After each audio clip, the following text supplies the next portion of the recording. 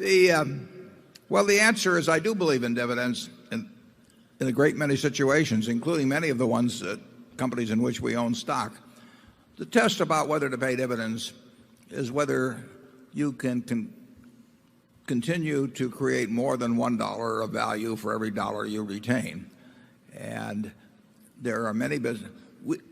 Take See's Candy, which we own.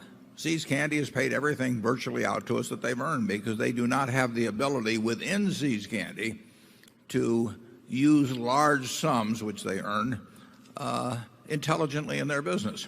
So it would be an enormous mistake for See's Candy to retain money. So they distributed Berkshire, and we hope that we move that around in some other area where that dollar becomes worth $1.10 or $1.20 in terms of present value terms. If we do that, the shareholder, whether they're taxable or whether they're not taxable, whether they're a foundation or whether they're living on income even, they are better off if we retain the money. Because if they were going to get $1 in dividends and it became worth $1.10 or $1.20 in market value immediately on a present value basis, they're better off selling a small percentage of their stock and realizing the required amount that way, and they will have more money when they get all through doing that than if we paid it in dividends.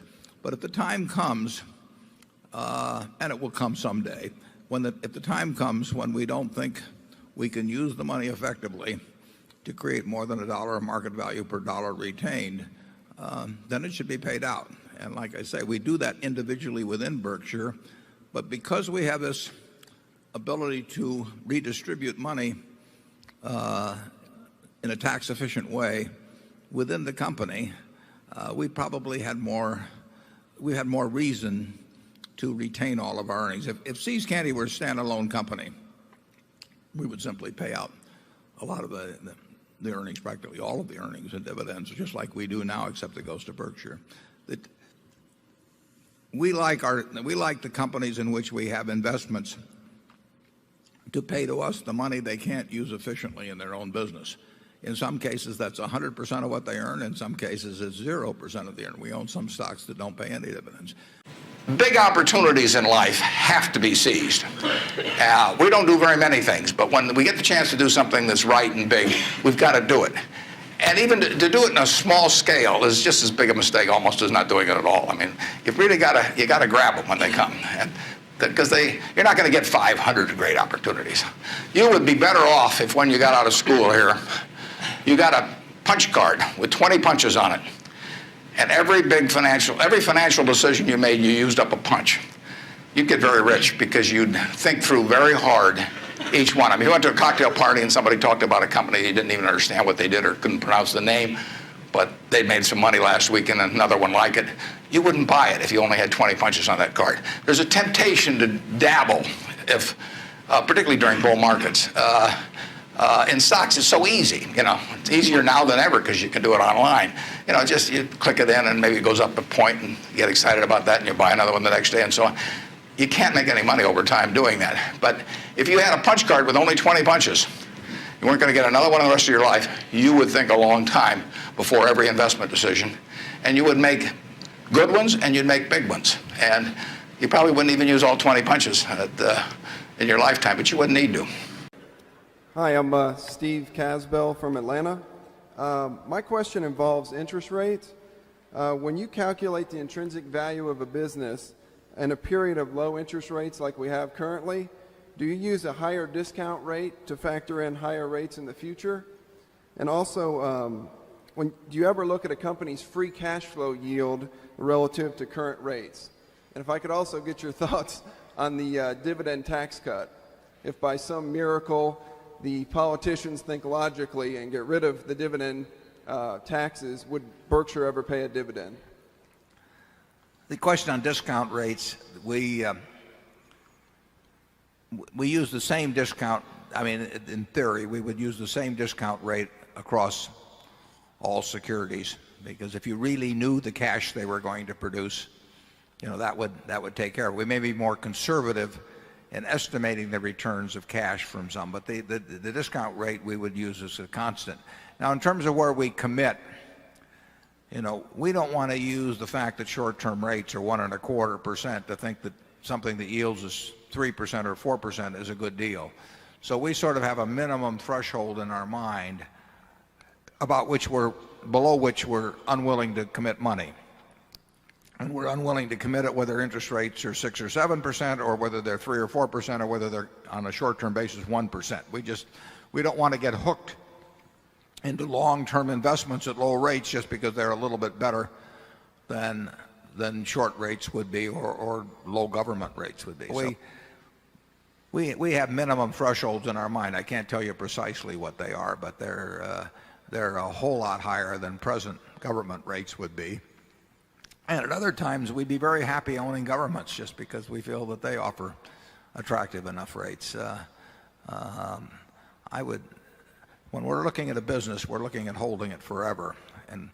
And we want to be sure we're getting an adequate return on capital. We don't regard what we can get on short-term rates now as adequate, but we'll still bend a little bit and start settling for lower rates for 30 years because rates for 30 days are so low. We would rather just sit it out and wait a while.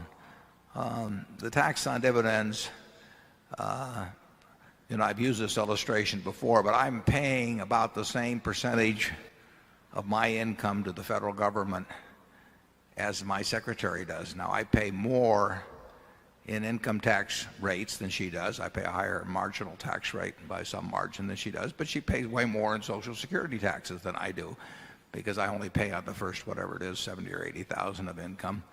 And so she is paying between what we pay at the company for and what she pays. We're paying 12 or 13% or whatever it is of that. So we both end up paying fairly similar percentages of our income to the federal government every year. If Berkshire were to declare $1 billion dividend and my share of it was $330 million, and it were tax-free, as the Bush people originally suggested, and it would be tax-free. I mean, we have lots of taxable earnings at Berkshire. I might be paying 1/10 of the rate to the federal government of my income that she would be. Now, I can make the argument about the fact that structure shouldn't govern tax rates, that subchapter S and chapter C and partnerships and all of these things, that the tax code should be neutral between them. And I've made those kind of arguments in the past. But I can make no argument in my mind that says that with everything that, all the luck I've had in life, I was wired a certain way at birth that enabled me to make a lot of money. And frankly, it was better to be born a boy than a girl in terms of money-making possibilities in 1930, and probably still is, but not to the same degree.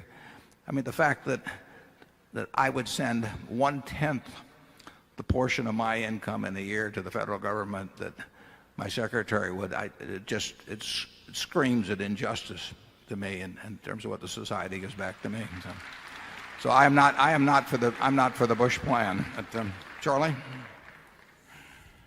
Well, I agree with you. Even if you assume that the whole economy would work better if we'd never gotten into this double taxation system on corporate earnings, which I don't think is a clear thing anyway. But even if you assume that, I think when you live in a democracy where there's lots of envy and resentment and what have you, to have the absolutely most fortunate people paying practically no income taxes, I just think it's unacceptable. I think there has to be some fairness in some of these arrangements, even if there's some theoretical argument that the economy might work a little better some other way. Yeah, there are IRAs now, obviously, that work very well for people with modest amounts of dividends, that they're getting tax deferred for a very long period of time, which has huge benefits. The big benefits of exempting dividends would go to fellows like me and Charlie, and that's not going to stimulate the economy. It's going to stimulate us, and it's going to result in us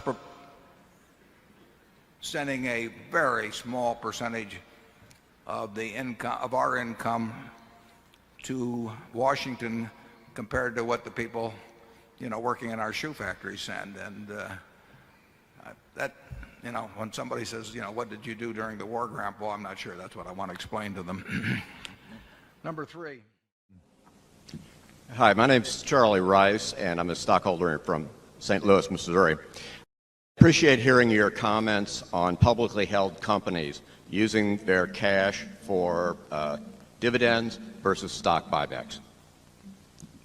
Well, the equation is pretty simple, but the practice doesn't necessarily follow logic. It's obviously, as long as you're telling the truth to your shareholders about what's going on so that you aren't manipulating the stock downward or something, when a stock can be bought well below its business value, that probably is the best use of cash. It's something the Washington Post did on a huge scale back in the 1970s. Teledyne may have bought 90% or something or close to it of their stock back. And that was the reason a very significant percentage of companies bought stock back in the past, because they actually thought it was selling for less than it was worth.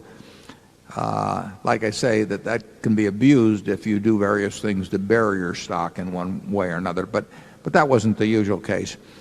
Stock repurchases were relatively unpopular in those days. They've become quite popular now, and to the extent that I've been around a good number of them and been able to pick up on what I thought was the underlying rationale, if not the professed rationale, I think it's often done for people that are hoping that it causes their stock price not to go down, and often done at prices that don't really make a lot of sense for continuing shareholders. If we wanted to return a bunch of cash to shareholders, we would, if our stock was undervalued, we would go to the shareholders and say, we think it's cheap, and we think that this cash can be better used by you than by us, and we will therefore be repurchasing at what we think is a discount intrinsic value, and the people that remain will be better off, and the people that get out will get out at a little bit better price than they would otherwise. In terms of dividends, you get into an expectational situation. And for most companies that pay a cash dividend, it doesn't make sense to bounce around the dividend from year to year, although private companies frequently do that. And we do it ourselves with our subsidiaries. Some subsidiary can pay us a lot of money one year and not so much money the next year. But with public companies, a lot of people do buy stocks to obtain dividends, and they hope for regularity, and there's a signaling aspect to it and everything. So I would say that once you establish a dividend policy with a public company, you should think a long time before you change that policy in a material way. But I think the best use of cash, if you don't have a good use for it in the business, if the stock is underpriced, is to repurchase it, and if it's overpriced, you got no business buying in a single share. But a lot of companies do it. Charlie? Yeah, dividends are a very interesting subject. If you count the unnecessary stock trading and the cost of investment advice and the cost of making a lot of errors and the trading costs in and out, I don't think it would be too extreme to say that now the total amount that's paid out in dividends is roughly equal to the amount that is wasted in all this trading and investment advice. So that the net dividends that come to the shareholders are approximately zero. This is a very peculiar way to run a republic, and very few people comment about it.